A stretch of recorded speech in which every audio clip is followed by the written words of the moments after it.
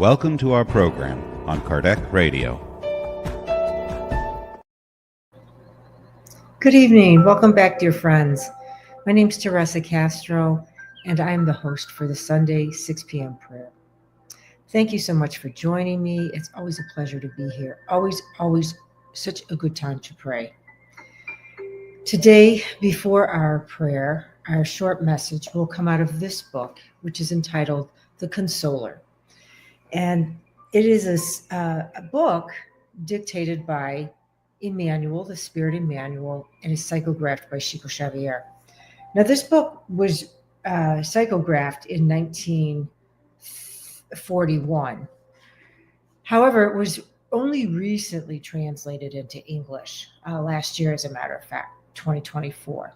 So, again, the name of it is The Consoler, and it is by Chico Xavier, psychographed by Chico Xavier, dictated by the Spirit Emmanuel. So how this book came to be is they tell us in the introduction.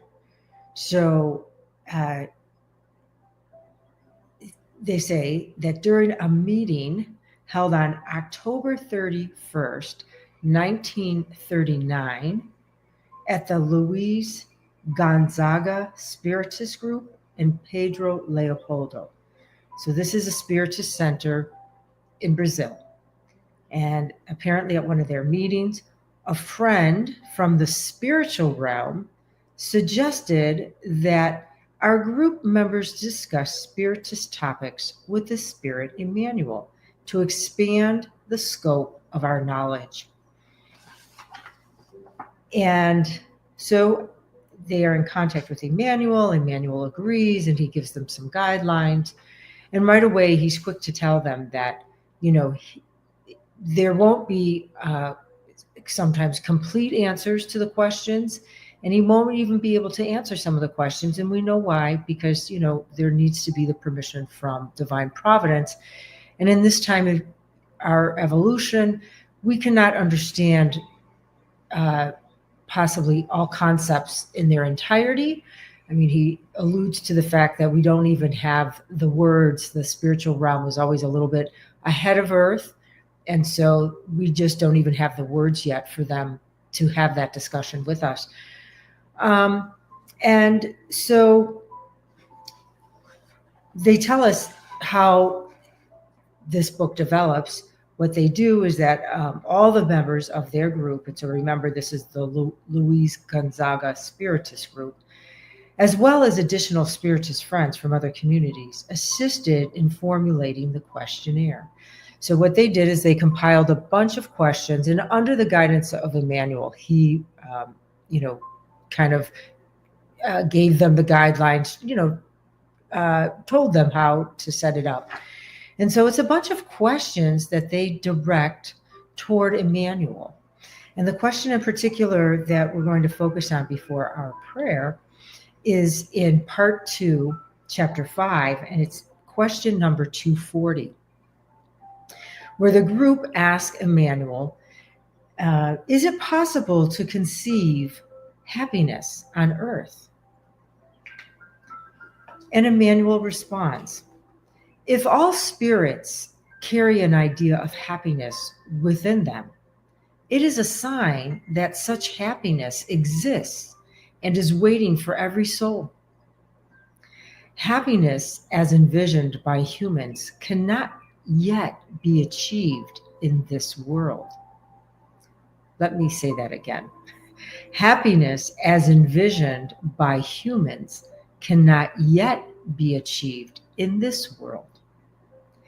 And that is because, in general, human beings are intoxicated and cannot appreciate the magnificence of the scenery that surrounds them on the planet.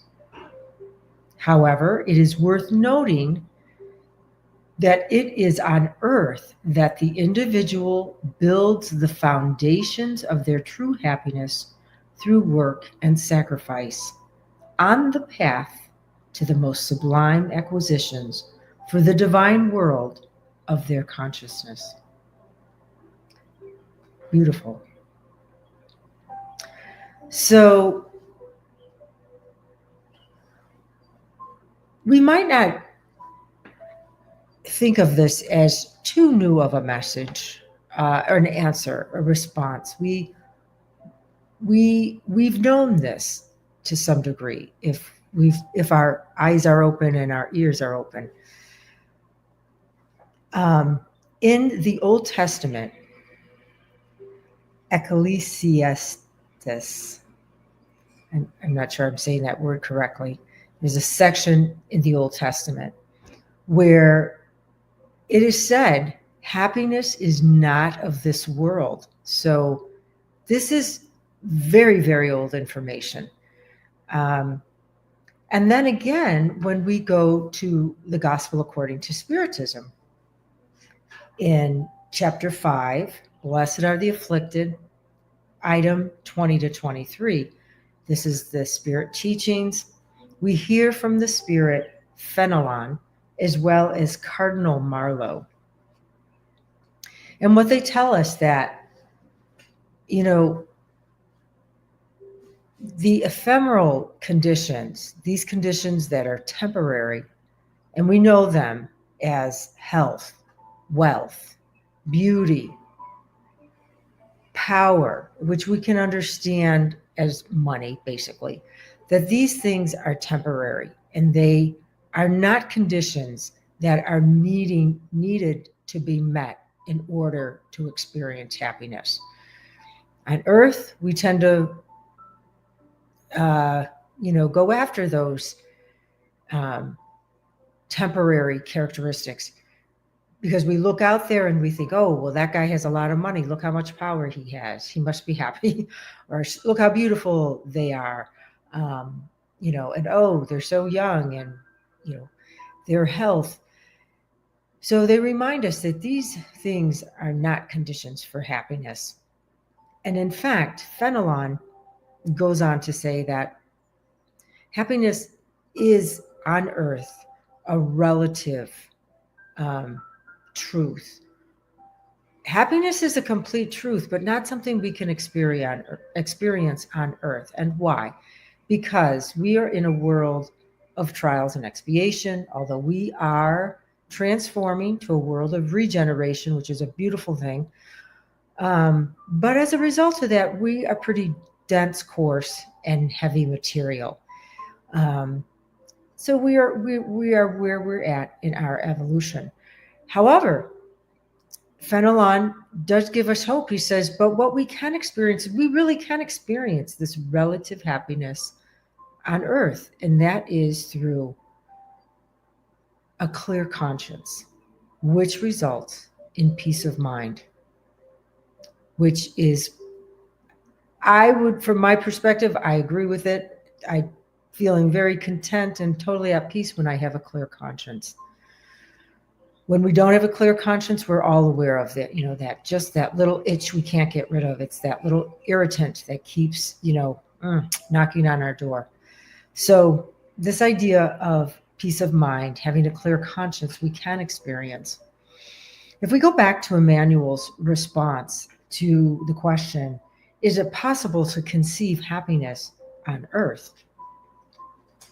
He says we all carry that within us. So it must be that it is possible for us to experience happiness. And it's just the same as we're told, the spirits tell us that, we all carry that divine spark within. And deep down inside in every one of us, there is a sense of God. Now, we may not want to use that term. We may have different verbiage, a force, goodness, so on and so forth. But excuse me. Oh, okay, thank you. We all have that feeling within ourselves. So he says, everyone is aware of this feeling, so it must be true that it is a sign that it exists. Now, it's curious that he goes on to tell us that, happiness is not achieved in this world that we're on, of the trials and expiations. Yet, he says, someday, but yet cannot be achieved, or envisioned, at least how we see it. It's, oh, bliss, I'll never have to work.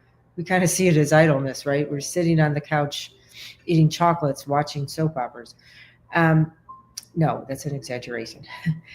So, but he says it's because we're intoxicated. And some of us might be stopping and saying, well, wait a minute, I don't even drink. I don't do drugs. What do you mean I'm intoxicated? So, let us remember what this intoxication refers to.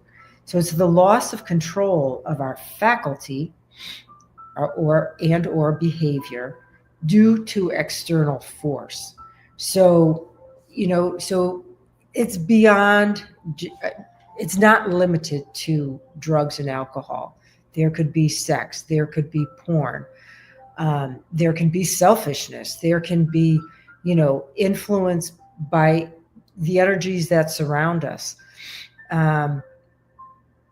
So this can take on many different categories. I think the point that Emmanuel is making for us is that because we're not able to have our attention focused on, what is everlasting, we're easily distracted and thrown off by all the material and physicality around us, that we're not able at this point in our evolution. But he's so gentle and kind and saying, yet. He also educates us to understand that, no, maybe we cannot experience absolute happiness on earth. But he says this is the place where we build our foundation for that happiness. And how do we do that? He says through work and sacrifice.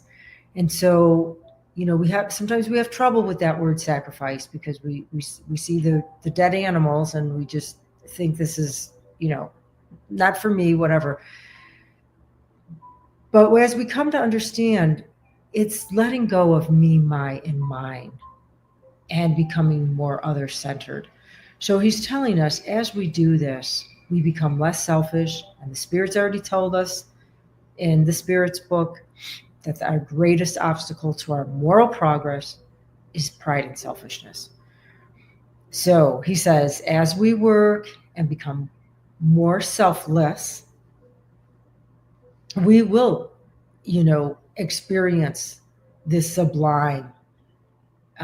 We will acquire it for the divine world of their consciousness. So we will raise our awareness and our consciousness, most likely not being so distractible by physicality and materialism. But until then, let us work and continue to sacrifice, continue to practice being a little bit more selfless. So once again, Emmanuel, thank you so much. And we may look at more questions from this beautiful book.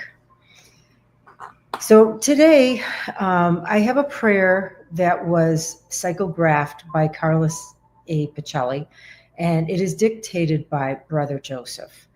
It comes from the book Watch and Pray. I think it's a beautiful prayer, and it's just entitled Daily Prayer.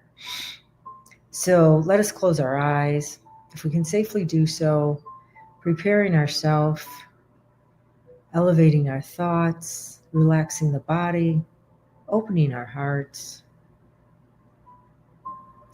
As we bring our awareness, our consciousness, our attention to the divine presence of our Mother, Father, God, first cause of all things, divine Creator. Lord, grant us awareness of our many mistakes. Do not allow us to live in delusion about ourselves. May we have enough lucidity to know who we are. May we be able, more than others, to detect the weaknesses that are common to us. Give us your strength so that we can overcome ourselves. your light so that we do not walk in darkness, your peace in the struggle that afflicts us. May we always be sincere in our purposes and humble in our attitudes, truthful in our words and faithful to our commitments. Lord, do not leave us to be careless and to the harassment of evil. Be our shelter and our inspiration. And so be it. Thank you, my friends, for joining, and I hope we can all meet next week, same time, same station, God willing. Kardec Radio, where we are always nourishing our souls. Thank you so much. Many blessings. Have a great week. And let's remember to put into practice that learning how to be a little bit less selfish. Let's do something good for someone else. See you soon.